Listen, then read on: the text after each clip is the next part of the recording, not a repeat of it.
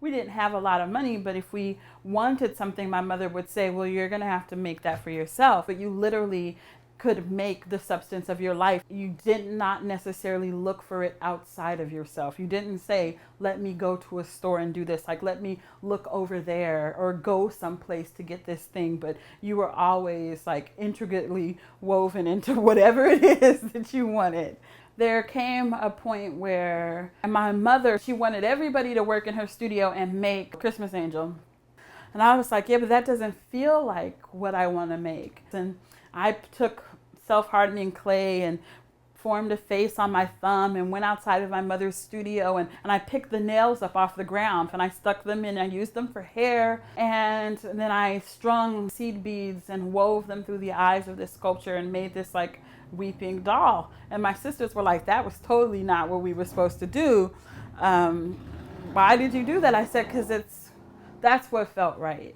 And I couldn't find any other way to say what was happening. But I remember the time that somebody saw the piece that I made with the nails in the hair, and they said, oh, that's like this thing that people do in Africa. And that made me wonder even more what I could possibly do that was innate inside of me that might be connected to something else. I just wanted to see what would happen if I instinctively gathered the materials that resonated with me. I learned to stop telling myself that just because I didn't know what it was for, that it had no reason or that it was stupid, and stop to, thinking that I had to know everything.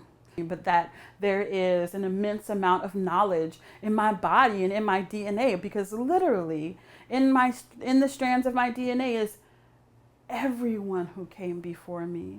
All of that wisdom and all of that experience, all of that trauma, all of that joy, all of those prayers, all of those songs and dances and everything.